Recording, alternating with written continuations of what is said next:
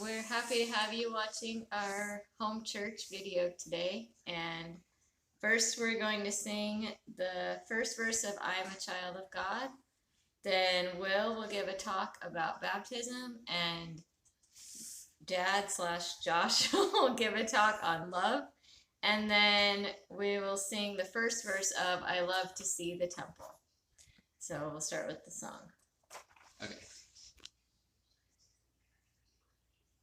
I am a child of God, and He has sent me here, has given me an earthly home, with parents kind and dear. Lead me, guide me, walk beside me, help me find the way. Teach me all that I must do to live with Him someday. Okay, today I'm going to talk about baptism and what I felt when I got baptized. So, the first thing is getting baptized. I don't know. When I was first thinking about getting baptized, I just thought, oh, it would just be like, I feel like pretty good, and then it stops. Then, when I got baptized, I just felt better than I imagined, and it lasted like the whole rest of the day. So, yeah, it was just really special, and anybody that's watching this that hasn't gotten baptized, it's actually a really good experience than you might not think. So, yeah, that's all I want to talk about.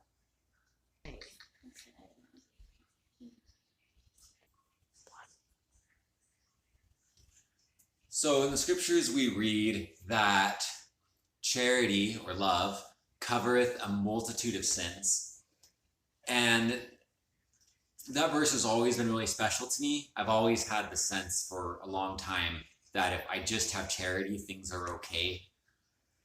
But recently I've learned some things about biology that have caused that scripture to mean a lot more to me. What I've been learning about biology is that there are different glands in our bodies that produce different hormones. And these hormones relate to the emotions that our bodies feel. They're connected. And there's 7 glands that go down our bodies. You know, there's a couple in our head, there's one in our throat, there's one in our chest, there's 2 in our belly, and one between our hips that produce these hormones that we feel or these hormones that cause us to like feel these really big emotions. And the 3 glands that are like the lower ones, the 2 in our belly and the one is between our hips, really have a lot to do with survival. And that's all related to the natural man. So, and then God's like awesome, and God made our bodies really well. And those glands produce hormones that cause us to act in a way that keeps us alive and that keeps the human race going. And that's good, because that way, you know, there's plenty of humans and we're all dying. So this is a good thing God has done. The hormones that are produced by the glands between our hips cause us to want to make children, and that's a good thing, because we didn't make children, it'd be, you know, everyone wouldn't be people. The glands that are in the lower belly cause us to want to eat when we're hungry, and they're really powerful glands. In some ways, they're even stronger than some of the glands in our heads. Like if you think about like how, like when you're really really hungry, how hard it is to like have coherent thoughts or learn anything. It's because those glands in our belly are really loud, and our bellies say to the rest of the body, "We are starving. We need food now," and we just really really need that.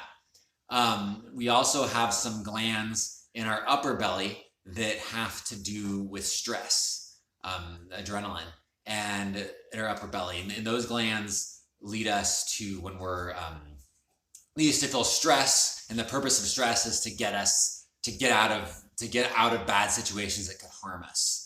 So when we feel harmed in some way, or we feel like something isn't right, we feel the stress that motivates us to make it better in some way. And so all these things are good, but the trick is that when they're out of balance, they're all bad. And when they're out of balance, they lead us to act in a way that doesn't help us live life any better. And I see that as the natural man. In Mosiah 3, it says the natural man is an enemy to God. The state of natural man, the survival man, the man that only cares about survival, that's only thinking about those 3 glands and nothing else, and they're obsessed with the needs of those 3 glands. This is the natural man. This is the survivalist, and it's not a good way to live. It's a way that's opposed to God's way. So those sexual glands, if we're just like obsessed with that, then we're not keeping law of chastity. Those hunger glands, if we're obsessed with those, then we're just like consuming things all the time. We just want all the food and all the money so that we have stuff, and so that we feel like we're like consuming it and but it's not. But it's very gluttonous and it's not good. And this is why God asks us to fast and to pay tithing, is to avoid being controlled by those glands. And the stress glands can be really bad too. If we're stressed all the time, we're like tense. We get sick easier. And frankly, we see everything as a problem. The purpose of stress is to solve problems. So when our stress glands are the boss, which happens a lot, then everything's a problem. And instead of seeing people, we just see problems around us to solve. And that doesn't help us at all. When Jesus says things like, consider the lilies and don't take thought for tomorrow, he's inviting us to not be ruled by our stress glands, to be relaxed, to be chill, to be at peace, and to be all people focused instead of problem focused. Now, if you stop and think about it, pretty much like everything that we might call a sin, all the sins out there are natural man things. They relate to those 3 things. I think every sin out there is about trying to consume things, acting out of stress, or like a sexual something. Like, I don't know if there's any sins that aren't one of those 3 things. And charity covereth that. And here's how the science comes in. In our chest, at top of our chest here, is the thymus gland. And this gland produces lots of hormones that, one, lead us to have good health. We have stronger immune systems and things when they're strong. But 2, the hormones that come from here lead us to want to care about people, to love people. So love really is in the heart. And so when the hormones that come out of this spot are really healthy and well, we feel love.